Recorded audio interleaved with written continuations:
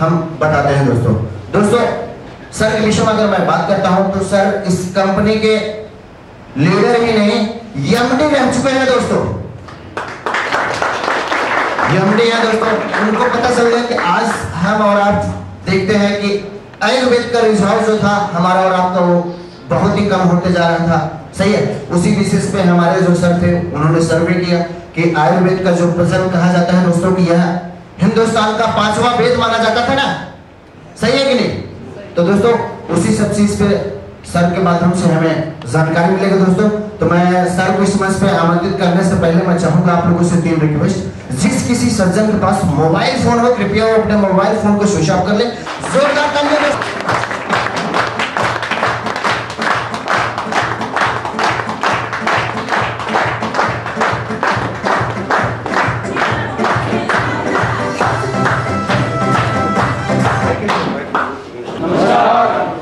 आप सब लोगों में पहली बार कितने लोग हैं जो इस प्रोग्राम को देखना है? हाथ खड़ा करेंगे एक बार। चलो ओके, वेल डन। हमारी कंपनी का नाम है एससीपीएस वेलनेस प्राइवेट लिमिटेड। मैं आपको विश्वास दिलाता हूँ जो आज आपने ये समय निकाला है, इस समय का एक फायदा जरूर होगा। बिजनेस वगैरह तो सब बात की बात है, लेकिन आपके घर में आपका खाना पीना रहन सहन सुधर जाएगा और हेल्थ अवेयरनेस आपको इतनी अच्छे तरीके से यहाँ पर मिलेगी कि शायद हो सकता है कि कभी डिजीज नाम की बीमारी नाम की चीजें आपके घरों में आएगा। अगर आप लोग कंसंट्रेट करेंगे, थोड़ा माइंड को ब्लैंक करेंगे। होता क्या है कि हर आदमी अपने अपने प्रोफेशन के अंदर माहिर होता है। मैं इंजीनियर हूँ तो इंजीनियरिंग जानता हूँ, डॉक्टरी तो नहीं जानता। और मैं डॉक्टर हूँ तो डॉक्टरी जानता हूँ, इंजीनियरिंग तो नहीं जानता। यस और नो? मैं आर्किटेक्ट हूँ तो आर्किटेक्चर का काम जानता हूँ, लेकिन ब्यूटी पार्लर का काम तो नहीं जानता। तो इसी तरह आप सब लोग अपने अपने क्षेत्र में माहिर होते हैं। और जब भी हमारे घरों में हारी बीमारी लगती है, कुछ भी बीमारियां लग जाती हैं, तो हमें कहीं ना कहीं डॉक्टर्स की जरूरत पड़ती है। यस और नो? ऐसा हो सकता है क्या बिना बीमारी से लाइफ हो सकती है? अभी सिर्फ पहले पूरा प्रेजेंटेशन ले लें, उसके बाद बात करेंगे, तो शायद आपके सवाल ही खत्म हो जाए। सवाल बीच में ना पूछे, प्रेजेंटेशन के बाद सवाल पूछे, ठीक है? तो 100% बीमारियों के बिना भी जिंदगी जी है लोगों ने। और बीमारियों का भी एक समय होता है आने का। जब समय से पहले आ जाती है तो वो बीमारी है। मैं 90 साल में कोई बीमारी आ गई तो वो तो कुदरती आएगी, क्योंकि बॉडी वीक हो जाती है। तो हम लोग यहाँ पर जो देखने वाले हैं वो लाइफ स्टाइल डिजीज के बारे में देखने वाले हैं। दुनिया के अंदर 2 प्रकार की बीमारियां होती है, एक होता है डिजीज, एक होता है लाइफ स्टाइल डिजीज। पहले हमें यह समझना है कि डिजीज क्या होता है और लाइफ स्टाइल डिजीज क्या होता है। डिजीज का मतलब होता है बीमारियां, हार्निया, अपेंडिक्स, मलेरिया, इस तरह की बीमारी जो होती है उन्हें डिजीज कहा जाता है। निमोनिया, टीबी, ये क्या हो गया? डिजीज। इसके लिए मैं बात नहीं कर सकता, because I am not MBBS, I am not a BMS, okay. इसके लिए आप भी किसी से बात नहीं कर सकते, क्योंकि बीमारी को ठीक करने के लिए सिर्फ एक व्यक्ति बना है, वो कौन है? डॉक्टर। एक होता है लाइफ स्टाइल डिजीज। पहले आज हम लाइफ स्टाइल डिजीज को समझेंगे। लाइफ स्टाइल डिजीज क्या होता है? हम क्या खाते हैं, हम कैसे खाते हैं और हम कब खाते हैं। हमारे जीवन में खाने पीने से जो बीमारियां हमें लग जाती है उन्हें लाइफ स्टाइल डिजीज कहा जाता है। और लाइफ स्टाइल डिजीज के बारे में आप या आपकी मिसेज या आपका बेटा या आपके मम्मी पापा सब जानते हैं। और लाइफ स्टाइल डिजीज में आपको या मुझे किसी को समझाने में, बताने में डॉक्टर बनने की जरूरत नहीं है। क्या खाना है, कब खाना है और कैसे खाना है, क्या खाने से क्या अच्छा होता है और क्या खाने से क्या बुरा होता है। एग्जाम्पल देता हूं, हमें जब चोट लग जाती है तो हमारी मम्मी कहती है कि बेटा हल्दी का दूध P low. Since not a doctor, वो डॉक्टर नहीं है, पर उन्हें पता है कि हल्दी का दूध पीने से चोट जल्दी ठीक हो जाएगी। हम खेल के आते हैं, हमें पसीना आ रहा होता है, हमारे पापा कहते हैं बेटा एकदम ठंडा पानी मत पीना, नहीं तो आपको कोल्ड हो जाएगा। He is not a doctor, पर ही नो कि गर्मी के गर्म पसीने में ठंडा पानी पीने से जुकाम हो जाता है। यस और नो? हमारे दादाजी जानते हैं कि बेटा सुबह उठने के बाद अगर आप 4-5 गिलास पानी पी के फ्रेश होने जाएंगे तो आप बहुत अच्छी तरीके से फ्रेश होंगे और ताजगी महसूस करेंगे। वो भी डॉक्टर नहीं, हो सकता उन्होंने 1 क्लास भी पढ़ा ना हो। तो क्या खाना है, कैसे खाना है, कब खाना है, इसके बारे में जनता समाज अवेयर है, लेकिन धीरे धीरे चीजों को भूल गया है। बस वही याददाश्त हम आज थोड़ी वापस लाएंगे। लाइफ स्टाइल डिजीज, तो क्या खाना है, कब खाना है, कैसे खाना है, इसके बारे में हर आदमी हर जगह बात कर सकता है। यस और नो? कोई भी कर सकता है। इसके लिए डॉक्टर बनने की जरूरत है? डॉक्टर बनने की जरूरत नहीं है। तो जो हम बात करेंगे सिर्फ लाइफ स्टाइल डिजीज पे करेंगे, डिजीज पे हम बात नहीं करेंगे। मैं छोटी सी 25-30 मिनट की प्रेजेंटेशन आपको लाइफस्टाइल डिजीज की लूंगा, इसे आप देखना है, समझना है, तो शायद आपकी जिंदगी काफी खूबसूरत हो सकती है। Life few decades back and today, आज से 50 साल पहले आप जाइए, जिंदगी कैसी थी? इंसान पहले भी 90 साल जीता था, 90 साल आज भी जीता है, पर फर्क क्या पड़ गया? पहले इंसान वो दिखा है, लिविंग लॉन्ग लिखा है, मतलब इंसान 60 साल तक बिना बीमारियों के जीता था, कोई बीमारियां नहीं आती थी। आखिरी के 30 साल जब उसकी बॉडी वीक हो जाती थी तब उसे बीमारियां लगती थी। लेकिन आज टुडे का जो इंसान है, क्योंकि पहले क्या था, खाना पीना प्योर था, योगा वगैरह एक्सरसाइज वगैरह थी, और आज का जो इंसान है, ये आप देख रहे हैं, लिविंग शॉर्ट। 30 साल आदमी आज स्वस्थ रहता है, लेडीज हो, जेंट्स हो, बंदा हो, और आखिरी के 60 साल जीता 90 साल है, पर डॉक्टर्स के साथ दवाइयों, गोलियों, इंजेक्शन के सहारे जीता है। कह सकते हो जीता नहीं है, मर मर के जीता है, जीता नहीं है, मर मर के जीता है। आखिर ऐसा क्यों हुआ? ये 50 साल में ये बदलाव कैसे आया दुनिया में, वो हम बदलाव देखना चाहेंगे। आज से 50 साल पहले जो बीमारियां थी जिनसे लोग मर जाते थे, और इंडिया का डेथ रेट काफी ज्यादा था, malaria, diphtheria, smallpox, plague, chicken pox, cholera, tuberculosis, whooping cough, काली खांसी, इनसे लोग मर जाते थे, तो डेथ रेट ज्यादा था, मतलब बीमारियों से लोग ज्यादा मरते थे। भला हो हमारी मेडिकल साइंस का, हम सल्यूट करते हैं अपने डॉक्टर्स को कि आज इन बीमारी से लोगों को मरने नहीं दिया जाता। मेडिकल साइंस ने इन सभी बीमारियों पे इन्हें निजात पा लिया है, इन्हें काबू कंट्रोल में कर दिया है। लेकिन सोचने की बात यह है कि मलेरिया किससे फैलता है? मच्छर से। प्लेग किससे फैलता है? चूहे से। और ये सारी बीमारियां किससे फैलती है? माइक्रो ऑर्गेनिज्म से। यस और नो? यस। इससे लोग नहीं मरे, डेथ रेट काफी कम हुआ है। लोगों का मरने का जो डेथ रेट था पहले ज्यादा था, आज कम है। लेकिन आज जो बीमारी है वो क्या क्या है? ऑस्टियोपोरोसिस। 50 साल की उम्र के बाद हड्डियों में छेद हो जाता। अस्थमा, तकरीबन लोग आज दुनिया भर के लोग पंप इस्तेमाल कर रहे हैं। डायबिटीज, हर 7 में एक आदमी को डायबिटीज हो चुकी है। Heart attack, cancer, brain stroke, BP, heart के डिजीजेस, आर्थराइटिस, हाथ पैर टेढ़े हो जाना, जॉइंट पेन होना, हर घर में जॉइंट पेन है। ओबेसिटी, मोटापा, अल्जाइमर्स, दुनिया भर के एलर्जी की बीमारियां, स्किन प्रॉब्लम, इतनी सारी बीमारियां पिछले 50 साल में आई है, 50 साल पहले नहीं थी। 50 साल पहले लोग ये कहते थे कि हार्ट अटैक अमीरों को होता है, आज हार्ट अटैक गरीबों को सबसे ज्यादा होता है। 50 साल पहले ये बीमारियां नहीं थी, ये कहां से आई? सोचने की बात है, ना तो इन्हें चूहा लेके आया, ना इन्हें कोई मच्छर लेके आया, और ना ही कोई माइक्रो ऑर्गेनिज्म। कारण क्या है इनका? Life style, the way we live. हम क्या खाते हैं, हम कैसे खाते हैं, और हम कब खाते हैं, हमारा खाना पीने से ये सारी बीमारियां आई है, और इन्हें डॉक्टर्स कंट्रोल कर पाए हैं, खत्म नहीं कर पाए हैं, और समाज में त्राही करके लोग इनसे मर रहे हैं, और लाखों करोड़ों रुपए लोगों के खर्चा हो रहे हैं इन बीमारियों से बचने के लिए। कारण क्या है? सिर्फ हमारा खाना पीना, नथिंग एल्स। कोई दूसरा कारण नहीं है इन बीमारियों का। दुनिया में कुछ भी परिवर्तन हुआ है सृष्टि में, तो 100% उसके पीछे कोई ना कोई कारण तो रहा होगा। यस और नो? परिवर्तन अचानक नहीं हो जाता, कुछ ना कुछ कारण रहा होगा। क्या कारण था? What went wrong? आखिर ये पिछले 50 साल में ऐसा क्या गलत हुआ कि जो बीमारियां नहीं थी, इतनी खतरनाक बीमारियां आ चुकी? क्या हुआ गलत? भगवान ने, परमात्मा ने, खुदा ने, गॉड ने जब ये सृष्टि बनाई थी तो इस इंसान के शरीर को बनाया था। इस शरीर को चलाने के लिए जो भी विटामिन मिनरल्स चाहिए उसने फल, फ्रूट, पौधे, सब्जियों में डाले थे। तो यहां पर लिखा है, earlier the food what we eat as good as a medicine. आज से 50 साल पहले हम संतरा खाते थे तो ओरिजिनल था, तो विटामिन सी मिलता था, सेब था तो फाइबर, कार्बोहाइड्रेट, मिनरल सब मिलते थे, हर चीज ओरिजिनल थी। तो क्या था कि 50 साल पहले दवाइयों की जगह हमारा खाना पीना एक दवाई की तरह काम करता था, मेडिसिन का काम होता था जो खाना हम खाते थे। Today the food what we eat as good as a slow poison. आज जो हम खाना खा रहे हैं वो alcoholic, pesticide, urea, dye, chemicals, injections, पता नहीं क्या क्या चीजों की मिलावटी चीजें हम खाते हैं। आज एक इंसान का खाना पीना साक्षात स्लो पॉइजन है, धीमा जहर। सोचने की बात है, जिस शरीर को चलाने के लिए हम जिस खाने को खाते हैं, अगर वो जहर बन जाएगा तो जिंदगी कैसी होगी? इसीलिए आज त्राही करके लोग मर रहे हैं। हमारे शरीर को चाहिए vitamin, trace element, mineral, carbohydrate, fibre, unsaturated fat, protein, amino acid, enzymes, herbs, butter. हमें मिलता क्या? Refined product, animal product, boiled product, vegetable, fruit, salt, sugar, cholesterol, caffeine, alcohol, medication, food additives, pesticide, urea, dye, chemical के उगाए हुए product जिन्हें हम खाते हैं, तो क्या हो गया? खाना पीना जहर बन गया। चाहिए था ये, मिलता है ये। आज रिफाइंड आप जो खाते हो घरों में, अगर रिफाइंड को आप अच्छी तरह समझ जाओ तो जिंदगी में आप रिफाइंड नहीं खाओगे। इतनी खतरनाक चीज है रिफाइंड।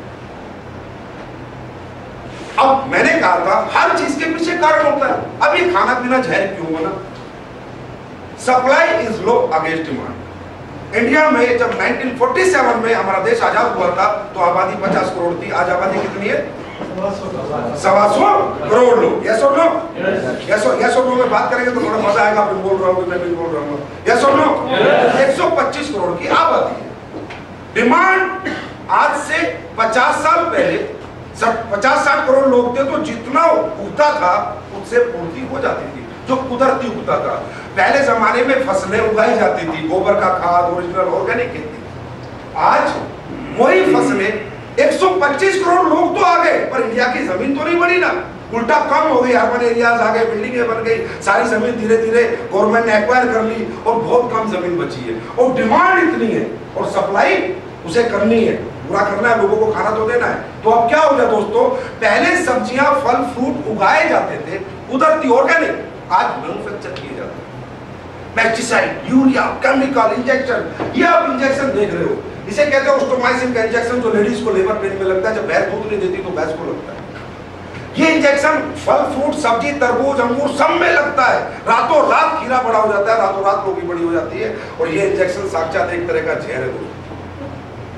सोचो जिस भैंस को इंजेक्शन लग के दूध दिया, दूध तो मिला पर इंजेक्शन का थोड़ा बहुत असर तो आया होगा ना साहब।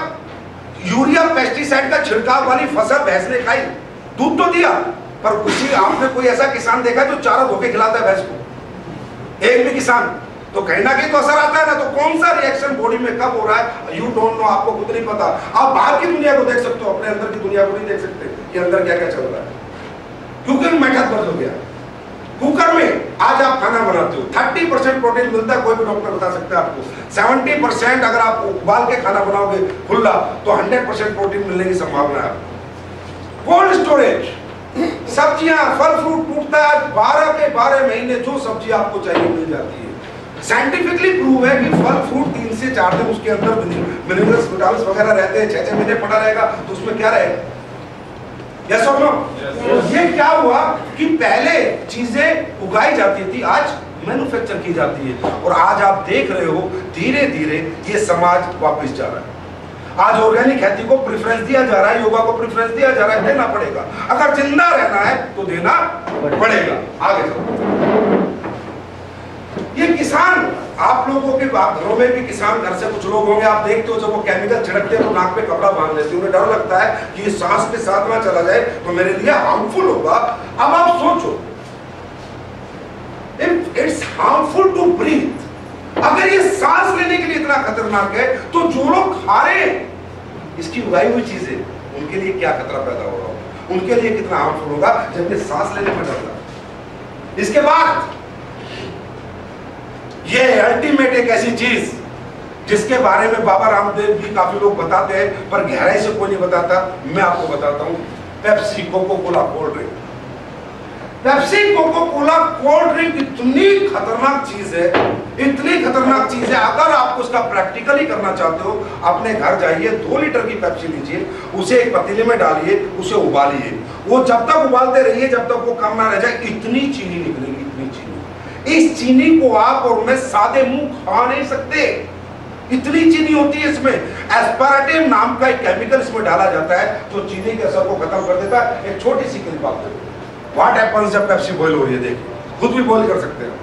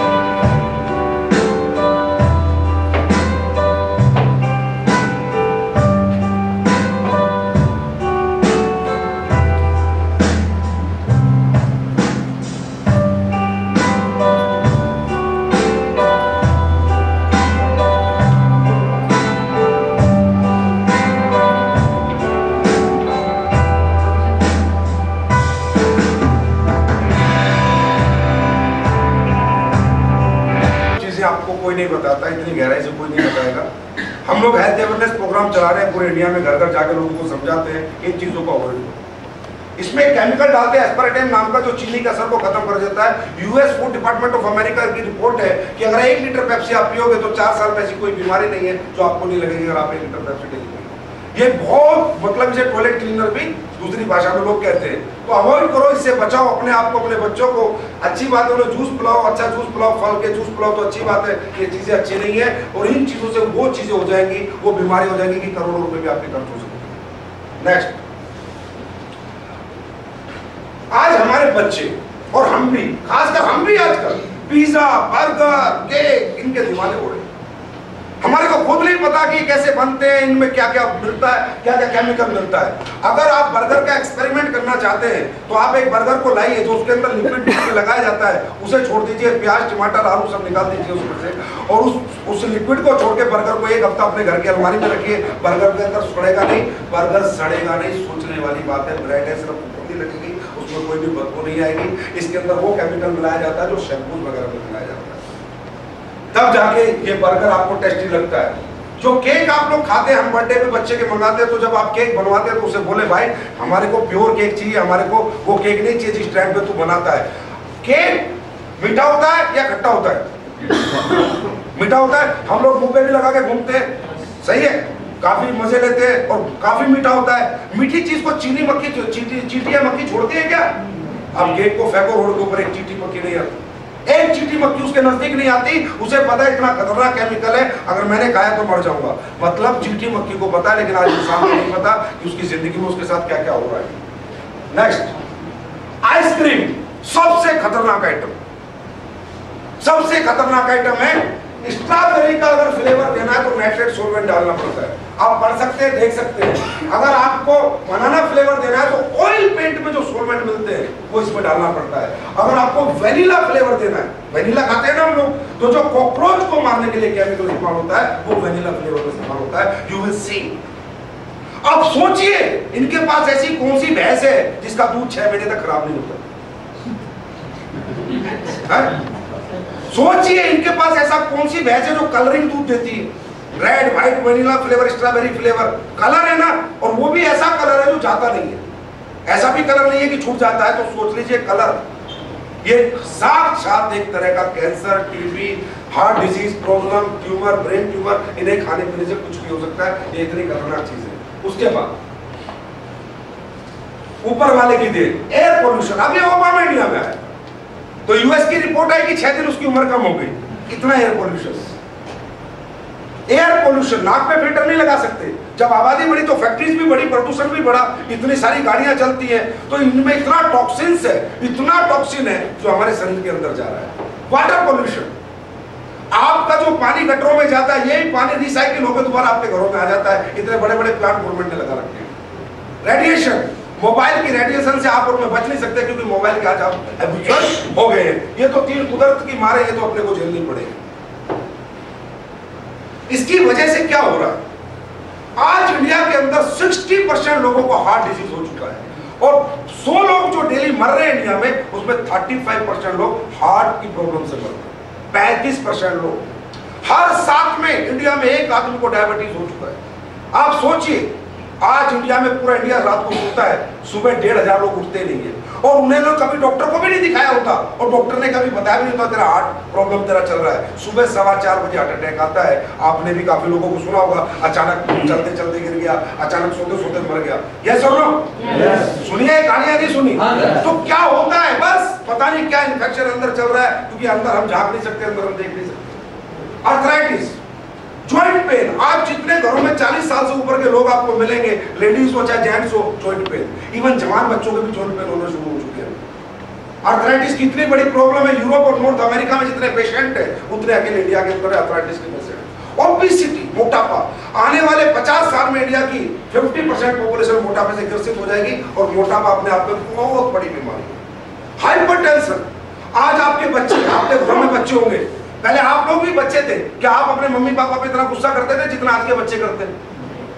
छोटे छोटे बच्चों में बीपी की प्रॉब्लम हो चुकी है, इतना फेंक देता है, ये हट जा मम्मी, ये हट जा पापा, मतलब बच्चा इतना हाइपर है क्योंकि ब्लड प्रेशर बच्चों को भी नहीं, खाने पीने की चीजों से हाइपरटेंशन की प्रॉब्लम होने लगी।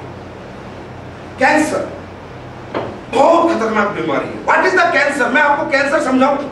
कुछ भी नहीं है, कैंसर किसी को भी हो सकता है। ये पूरी बॉडी सेल से बनी हुई है। अगर इस बॉडी के सेल कमजोर है, जो केमिकल हम खा रहे हैं उन्होंने सेल कमजोर कर दिए, रोज सेल मरते हैं, रोज नए सेल बनते हैं। एक सेल मरेगा और अगर हमारी बॉडी कमजोर है तो आस पड़ोस के सारे सेल को मार के एक डेड सेल का गुच्छा बन जाता है वो कैंसर। और ये कैंसर किसी को भी हो सकता है। पहले लोग कहते थे भाई कैंसर उसे ही होगा जो बीड़ी पीता, सिगरेट पीता, गुटखा तंबाकू खाता है। आज कैंसर उसे ही होता है जो बीड़ी सिगरेट तंबाकू नहीं खाता। बीड़ी सिगरेट वालों को कम हो रहा है और जो नहीं खा रहे उन्हें ज्यादा हो रहा है ना? सही है। और तिल तिल करके जनता मर रही है कैंसर से, तिल तिल करके मर रही है। डॉक्टर्स बचा नहीं पाते क्योंकि जब थर्ड स्टेज में कैंसर जाता है तब अपने को पता चलता है कि कैंसर हुआ है ना? सही है। और कीमोथेरेपी जैसी खतरनाक आपको उससे गुजरना पड़ता है।